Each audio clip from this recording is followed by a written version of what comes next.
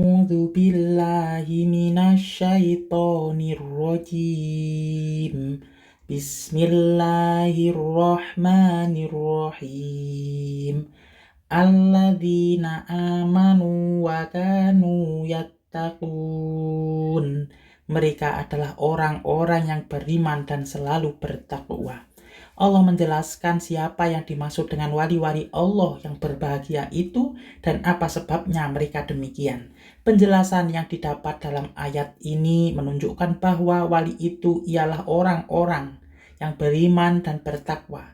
Dimaksud beriman di sini ialah orang yang beriman kepada Allah, kepada malaikatnya, kepada kitab-kitabnya, kepada rasul-rasulnya, kepada hari akhir, segala kejadian dan baik dan yang buruk semuanya dari Allah, serta melaksanakan apa yang seharusnya dilakukan oleh orang-orang yang beriman. Sedang yang dimaksud dengan bertakwa ialah memelihara diri dari segala tindakan yang bertentangan dengan hukum-hukum Allah, baik hukum-hukum Allah yang mengatur tata alam semesta ataupun hukum syara yang mengatur tata hidup manusia di dunia. Lahumul busyra fil hayatid dunya wa fil akhirah la tabdila li kalimatillah dzalika huwal fawzul azim. Bagi mereka berita gembira di dalam kehidupan di dunia dan di akhirat. Tidak ada perubahan bagi kalimat-kalimat ketetapan dan janji Allah. Demikianlah itulah kemenangan yang agung. Allah menjelaskan bahwa mereka mendapat kabar gembira yang mereka rasakan dalam kehidupan mereka di dunia dan di akhirat. Kabar gembira yang mereka dapati ini ialah kabar gembira yang telah dijanjikan Allah melalui Rasul-Nya. Di dunia, kabar gembira itu antara lain berbentuk kemenangan yang mereka peroleh dalam menegakkan kalimat Allah, kesuksesan hidup karena menempuh jalan yang benar, dan harapan yang diperoleh sebagai khalifah di dunia. Selama mereka tetap berpegang kepada hukum Allah dan membela kebenaran agama Allah, mereka akan mendapat husnul khotimah. Adapun kabar gembira yang akan mereka dapati di akhirat yaitu selamat dari siksa kubur, dari sentuhan api neraka, dan kekalnya mereka di dalam surga Aden. Allah menegaskan bahwa tidak ada perubahan dari janji-janji Allah. Maksudnya bahwa kabar gembira yang telah dijanjikan Allah di dalam kitabnya dan ditetapkan oleh sabda Rasul-Nya, baik janji Allah yang mereka dapati di dunia dan yang akan mereka dapati di akhirat, tidak akan berubah karena hal itu adalah buah dari iman yang benar yang mereka hayati dan dari takwa yang mereka jalankan. Di akhir ayat ini Allah menyatakan bahwa apa yang mereka peroleh adalah kemenangan yang gilang gemilang yang tak ada tandingannya di dunia, yaitu kebahagiaan hidup di surga dan terlepas dari siksa neraka. Wala yahzunka qawluhum innal izzata lillahi jami'a huwas sami'ul alim. Janganlah engkau Nabi Muhammad sedih oleh perkataan mereka. Sesungguhnya kekuasaan itu seluruhnya milik Allah. Dia Maha mendengar lagi Maha mengetahui. Allah melarang kaum muslimin merasa risau dan gundah lantaran perkataan orang-orang musyrik yang memusuhi agama Allah dan mendustakan wahyu Allah. Karena sesungguhnya kemenangan, kekuatan, dan perlindungan itu tidaklah mereka miliki, tetapi Allah lah yang berkuasa untuk memberikan kesemuanya kepada makhluknya menurut kehendaknya. Kaum muslimin dilarang takut menghadapi orang-orang musyrikin hanya karena jumlahnya yang besar. Di akhir ayat ini Allah menegaskan bahwa Dialah yang Maha mendengar terhadap perkataan orang-orang musyrik yang mendustakan Rasul dan mendustakan kebenaran wahyu, dan Maha mengetahui tindakan-tindakan mereka yang dilakukan terhadap Nabi dan pengikutnya seperti tipu daya mereka untuk mengalahkan agama tauhid dan penganiayaan mereka terhadap Nabi dan pengikut-pengikutnya. Ala inna lillahi man fis samawati wa man fil ardh wa ma yattabi'ul ladzina yad'una min dunillahi syuraka iyattabi'una illa dhanna wa inhum illa yakhrusun. Ketahuilah bahwa sesungguhnya milik Allah lah siapa yang ada di langit dan siapa yang ada di bumi. Orang-orang yang menyeru sekutu-sekutu selain Allah tidaklah mengikuti suatu kebenaran. Mereka hanya mengikuti persangkaan belaka dan mereka hanyalah menduga-duga. Ayat ini mengingatkan kaum muslimin bahwa semua yang ada di langit dan di bumi berada di bawah kekuasaan Allah, termasuk pula patung-patung yang mereka sembah dan mereka persekutukan dengan Allah. Berada di dalam kekuasaannya pula orang-orang musyrik persekutukan Allah dengan Tuhan-Tuhan yang lain bukanlah berdasarkan pada keyakinan yang benar, akan tetapi hanyalah berdasarkan pada persangkaan belaka. Mereka menyembah patung karena adanya anggapan bahwa patung-patung yang mereka sembah itu dapat menolong mereka dan dapat mendekatkan diri kepada Allah.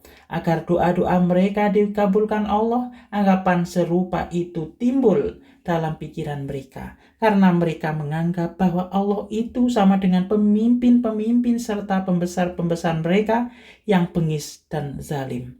Apabila mereka ingin berhubungan dengan pembesar-pembesar mereka dan ingin menyampaikan permohonan kepada mereka, permohonan itu tidak akan diterima atau mendapat pelayanan sebagaimana mestinya apabila tidak terlebih dahulu melalui tangan kanan pemimpin mereka. Di akhir ayat Allah menegaskan bahwa orang-orang musyrik mengikuti dugaan-dugaan seperti itu adalah karena kebodohan yang tidak akan membawa mereka kepada kebenaran sedikit pun. Huwallazi ja'ala lakumul laila litaskunu fihi wan nahara mubshira. Inna fi dzalika laayatil liqaumin yasma'un. Dialah yang menjadikan malam bagimu agar kamu beristirahat padanya dan menjadikan siang terang benderang. Sesungguhnya pada yang demikian itu benar-benar terdapat tanda-tanda kebesaran Allah bagi kamu yang mau mendengar. Allah menegaskan kepada kaum muslimin bahwa Allah lah yang menciptakan malam bagi manusia agar supaya manusia dapat beristirahat pada waktu itu. Dia pula menciptakan siang terang benderang oleh cahaya matahari agar manusia pada waktu itu dapat mencari karunia-Nya. Pergantian siang dan malam diatur oleh Allah dengan hukum-hukumnya. Dengan hukum-hukumnya berbenda-benda langit beredar dalam orbitnya yang telah ditentukan. Dalam mengatur peredaran benda-benda langit, Allah tidak memerlukan Tuhan-Tuhan yang lain untuk membantu, tetapi cukup dengan hikmahnya yang tinggi. Allah berkuasa untuk mengatur peredaran benda-benda itu. Karena adanya peredaran benda-benda langit itu, maka timbul perbedaan waktu dan perubahan cuaca.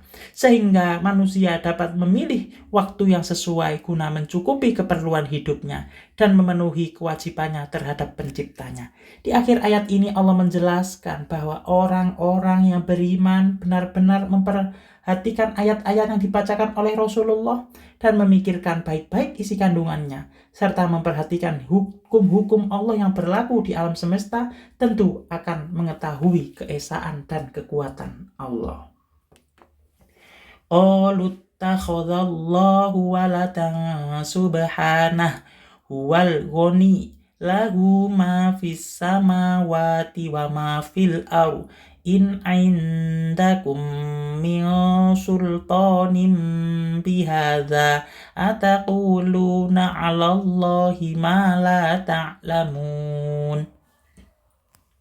Mereka yang menyekutukan Allah berkata, Allah mengangkat anak manusia Dialah yang maha kaya.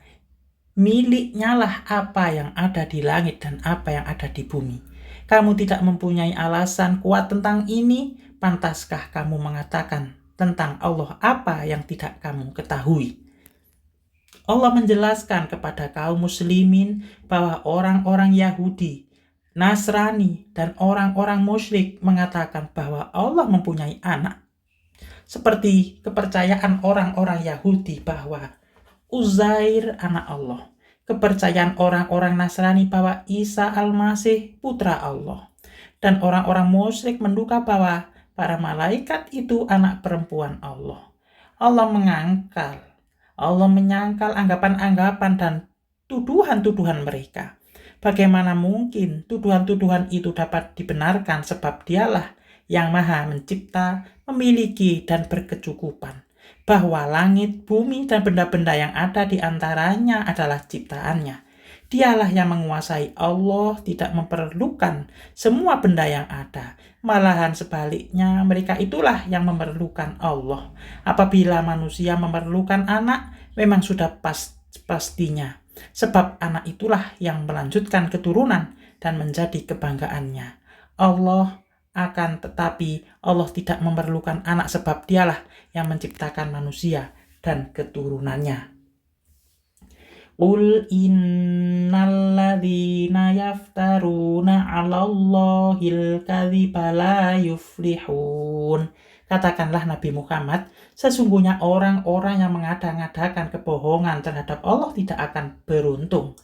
Allah memerintahkan kepada Rasul-Nya agar mengatakan kepada orang-orang yang mempersekutukannya dengan Tuhan-Tuhan yang lain, atau orang-orang yang mengatakan bahwa Allah mempunyai anak, bahwa orang-orang yang mengadakan kebohongan terhadap Allah seperti mereka itu tidak akan beruntung, karena apa yang mereka harapkan seperti keselamatan mereka dari siksa api neraka dan kehidupan bahagia berkat pertolongan dari patung-patung yang mereka pertuhankan tidak akan menjadi kenyataan.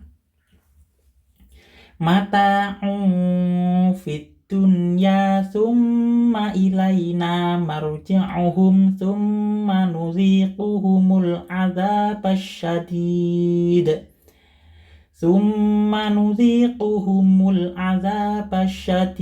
bima kanu yakfurun. Bagi mereka kesenangan sesaat ketika di dunia, selanjutnya kepada Kamilah tempat mereka kembali. Kemudian kami jadikan mereka merasa azab yang keras karena mereka selalu kufur. Allah memberikan penjelasan bahwa mereka itu memperolok kesenangan sementara di dunia, tertipu oleh kenikmatan dunia yang fana. Kenikmatan dunia adalah apabila dibandingkan dengan kenikmatan di akhirat tidak ada apa-apanya. Kemudian pada hari kebangkitan mereka akan dikembalikan kepada Allah. Pada masa itulah mereka akan dikumpulkan di padang mahsyar dan diminta tanggung jawabnya atau semua perbuatan yang mereka lakukan di dunia. Kemudian Allah akan memberikan siksaan yang setimpal dengan perbuatan mereka, yaitu siksaan yang pedih yang tidak terberikan, disebabkan oleh keinginan mereka terhadap ayat-ayat Allah dan kedustaan terhadap Nabi Muhammad Shallallahu Alaihi Wasallam. Watlu alaihim naba'a Nuh idh qala liqaumihi ya qaumi in kana kabura alaikum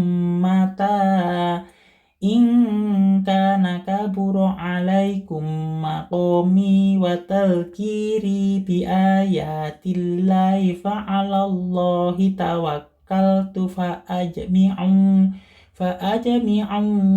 amrakum wa syuraka'akum thumma la yakun amrukum alaikum gummatan summa qdu ilayya wala tunzirun.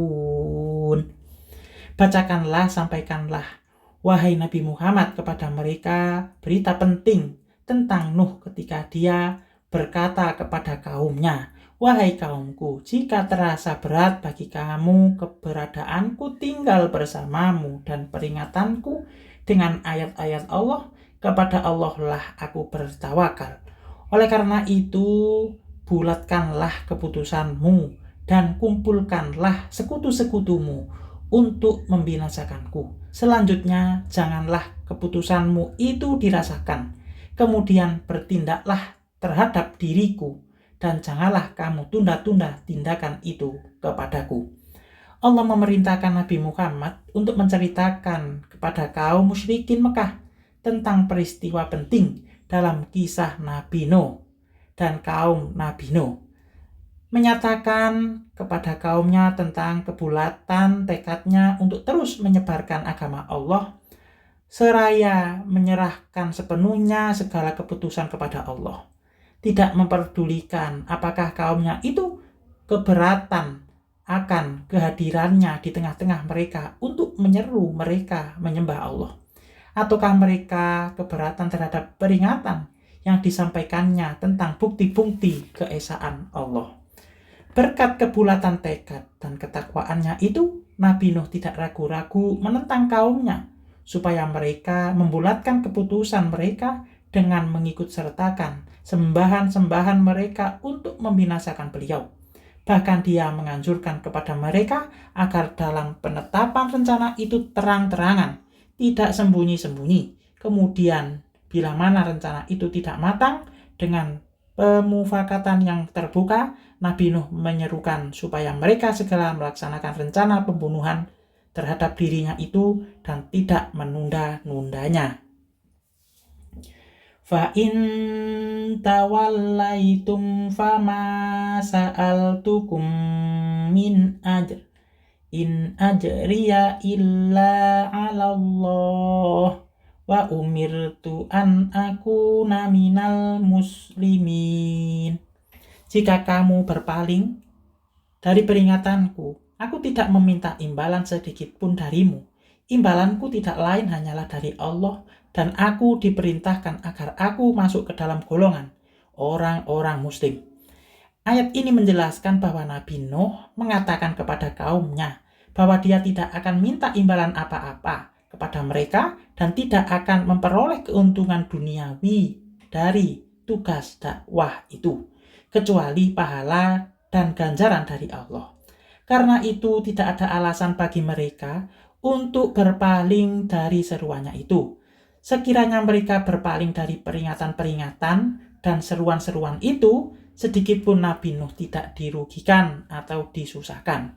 Dia diperintahkan untuk menjadi orang yang menjunjung tinggi segala perintah Allah dan berserah diri kepadanya. Fakadzabuhu fanajjaynahu wa man ma'ahu fil fulki wa ja'alnahum khala'ifa wa awraqna alladhina kadzabu bi ayatina fanzur kaifa kana 'aqibatul munzarin. Mereka mendustakannya Nuh, lalu kami selamatkan dia dan orang-orang yang bersamanya di dalam bahtera serta kami. Jadikan mereka sebagai generasi penerus dan kami tenggelamkan orang-orang yang mendustakan ayat-ayat kami. Perhatikanlah bagaimana kesudahan orang-orang yang diberi peringatan itu. Dalam ayat ini diterangkan bahwa meskipun Nabi Nuh sudah mengemukakan kebenaran, seruan dan ajakannya dengan alasan-alasan yang logis, namun kaumnya terus mengingkarinya dan mendustakan kerasulannya. Karena kemungkinan mereka beriman telah tertutup. Hukuman Tuhan diturunkan kepada mereka berupa angin topan yang dahsyat serta banjir besar yang menenggelamkan mereka. Nabi Nuh dan orang-orang beriman bersamanya diselamatkan Allah dari bencana topan itu. Mereka naik ke sebuah bahtera yang mereka buat sebelum serangan topan itu atas petunjuk Allah. Mereka itulah yang menjadi penghuni bumi dan menggantikan kaum yang telah binasa itu, yaitu mereka yang mendustakan ayat-ayat Allah. Dalam salah satu firman-Nya, Allah berkata, wa kam ahlakna minal quruni min ba'di Nuh wa kafa bi rabbika bidzunubi ibadihi khabiran basira. Dan berapa banyak kaum setelah Nuh yang telah kami binasakan, dan cukuplah Tuhanmu yang maha mengetahui, maha melihat dosa hamba-hambanya. Surat Al-Isra ayat 17. Allah kemudian mengajarkan kepada Nabi Muhammad untuk menyampaikan berita ini kepada mereka yang terus-menerus ingkar kepada Rasul. Apa yang dialami umat Nabi Nuh itu tentulah akan dialami pula oleh kaumnya bila mana mereka terus-menerus mengingkari kerasulannya. Summa ba'athna min ba'dihi rusulan ila qaumihim faja'uhum bil bayyinati fama kanu liyu'minu bima kadzabu bihi min qabl kadzalika nadba'u ala qulubil mu'tadin. Kemudian kami mengutus setelahnya Nuh beberapa rasul kepada kaum mereka, umat masing-masing. Maka rasul-rasul itu datang kepada mereka dengan membawa bukti-bukti yang nyata. Tetapi mereka tidak mau beriman karena mereka dahulu tetap biasa mendustakannya. Demikianlah kami mengunci hati orang-orang yang melampaui batas. Dalam ayat ini Allah menerangkan tentang pengutusan rasul-rasul sesudah peristiwa topan Nabi Nuh. Nabi-nabi yang diutus itu antara lain ada Nabi Nuh, Nabi Saleh, Nabi Ibrahim, Nabi Lut, Nabi Syuaib. Mereka diutus kepada kaum mereka masing-masing. Nabi Nuh kepada kaum Ad, Nabi Saleh kepada kaum Samud, Nabi Syuaib diutus kepada kaumnya penduduk Madyan, juga diutus kepada kaum Aikah. Tentangannya kedua, kaum ini sebenarnya satu rumpun. Mereka mempunyai bahasa yang sama dan tanah air yang sama. Setiap nabi itu datang kepada kaumnya dengan membawa bukti-bukti kebenaran kerasulannya dan memberikan petunjuk kepada kaum itu. Setiap nabi itu menggariskan pedoman-pedoman hidup bagi kaumnya sesuai pula dengan masa, situasi, dan keadaan lingkungan mereka. Kebanyakan kaum para nabi itu tidak beriman. Bahkan mereka mendustakannya sebagaimana kaum Nuh. Kebiasaan taklid buta kepada pemuka-pemuka mereka selalu diikuti oleh generasi berikutnya. Oleh karena itu, seperti halnya hati nenek moyang mereka, hati mereka terkunci mati. Maka hati nurani generasi berikutnya pun ikut terkunci. Hal demikian itu adalah akibat dari tindakan mereka yang melampaui batas. Kaum musyrikin Arab yang menentang Nabi Muhammad, hati nuraninya gelap seperti halnya umat-umat yang lampau. Hati mereka tertutup untuk menerima kebenaran. Mereka mendustakan Rasul dan berbuat durhaka.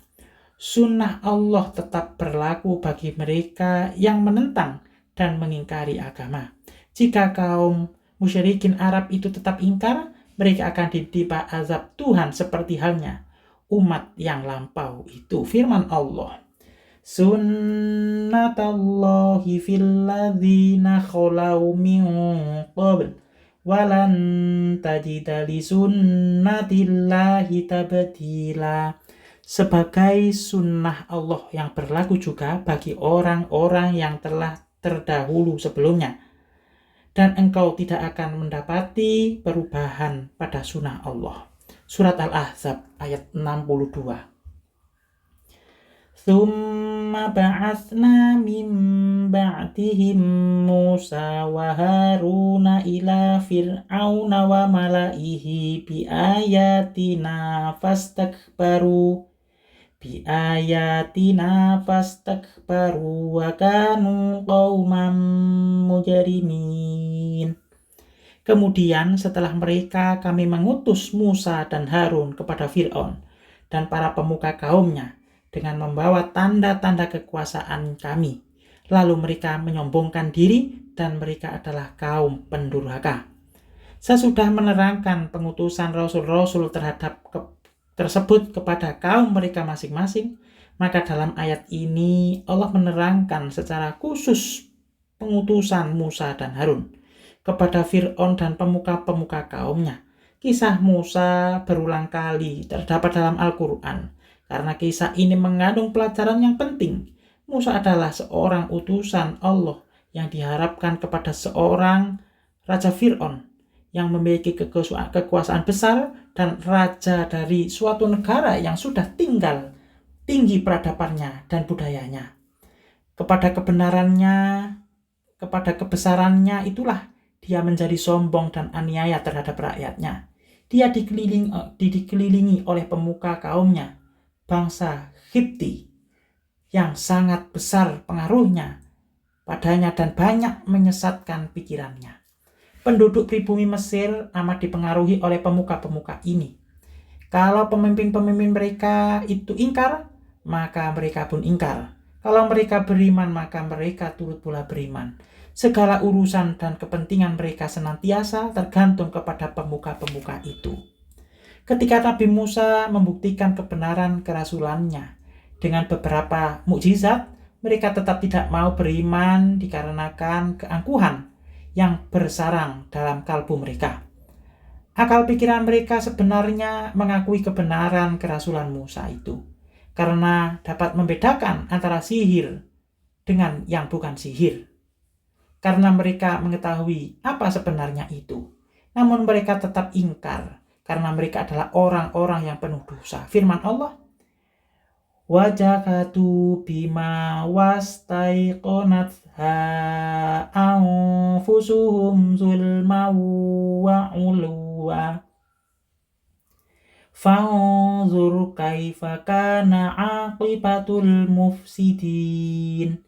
Dan mereka mengingkarinya karena kezaliman dan kesombongannya, padahal hati mereka meyakini kebenarannya. Maka perhatikanlah bagaimana kesudahan orang-orang yang berbuat kerusakan. Surat An-Naml ayat 14. Falamma ja'ahumul haqqu min indina qalu inna hadza lasihrun mubin. Ketika telah datang kepada mereka kebenaran mukjizat dari sisi kami, mereka berkata, sesungguhnya ini benar-benar sihir yang nyata. Dalam ayat ini diterangkan anggapan pemuka kaum Fir'aun bahwa mukjizat dan bukti-bukti kebenaran itu adalah sihir yang nyata bagi orang-orang yang menyaksikan dan memperhatikannya. Tuduhan mereka itu sangatlah buruk karena yang melontarkan tuduhan itu menyadari sepenuhnya bahwa tuduhan itu tidak benar.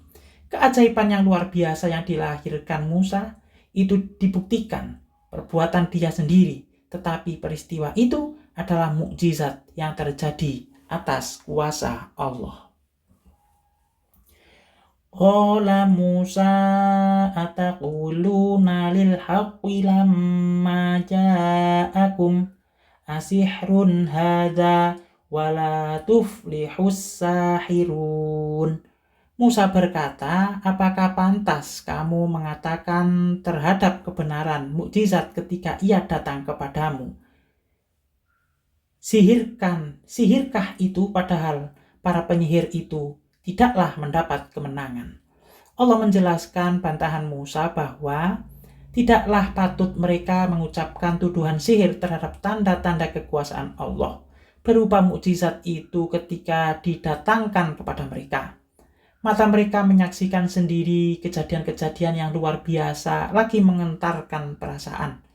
Jika peristiwa-peristiwa itu hanyalah sihir, tentu pada waktu yang lain akan dapat dikalahkan oleh sihir pula. Tetapi menjadi kenyataan bahwa ahli sihir mereka tidak berhasil mengalahkan mukjizat Nabi Musa. Ahli-ahli sihir tidak akan berhasil memperoleh kemenangan dengan sihirnya. Sihir merupakan sulapan. Cepat atau lambat dia akan tersingkap kepalsuan dan tipu dayanya. Qalu ajitana litalfitana amma wajadna alaihi aba'ana wa takuna lakumal kibriya'u fil ardh wa ma nahnu lakuma bimu'minin. Mereka berkata, apakah engkau Musa datang kepada kami untuk memalingkan kami dari apa yang kami dapati pada nenek moyang kami yang menyembah berhala, dan agar kamu berdua, Musa dan Harun, mempunyai kekuasaan di bumi negeri Mesir? Kami tidak akan beriman kepada kamu berdua. Dalam ayat ini Allah menjelaskan sikap para pemuka bangsa Kipti setelah mereka gagal mengemukakan bantahan yang kuat untuk memetahkan kebenaran Nabi Musa. Maka mereka mencari-cari alasan untuk membela dan mempertahankan tradisi atau adat istiadat mereka. Mereka menuduh bahwa kedatangan Musa kepada mereka ialah untuk memaksa mereka meninggalkan kebiasaan dan adat istiadat yang mereka warisi dari nenek moyang mereka. Kemudian sesudah itu memaksa mereka mengikuti Nabi Musa. Menurut mereka, usaha Nabi Musa demikian itu bertujuan untuk menjadi pemimpin agama dan negara di Mesir bersama saudaranya Harun. Anggapan buruk mereka terhadap kedatangan Musa dan tujuannya membuat mereka bertekad untuk tidak beriman kepada ajaran yang di bawahnya serta tidak menjadi pengikutnya. Wa qala fir'aunu tuni bikulli sahirin alim. Fir'aun berkata kepada para pemuka kaumnya, datangkanlah kepadaku semua penyihir yang ulung.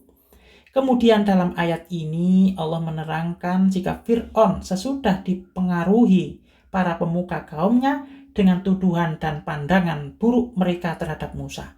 Dia lalu memerintahkan mereka untuk memanggil ahli-ahli sihir yang pandai supaya dapat menandingi dan menghancurkan mukjizat Nabi Musa. Tindakan Fir'aun yang demikian adalah untuk memelihara martabat, kemudian kemuliaan dan kejabatannya, serta menghambat perkembangan kekuatan Musa dan Bani Israel di kerajaannya. Falamma ja'as sakaratu qala lahum Musa alqu ma antum mulqun.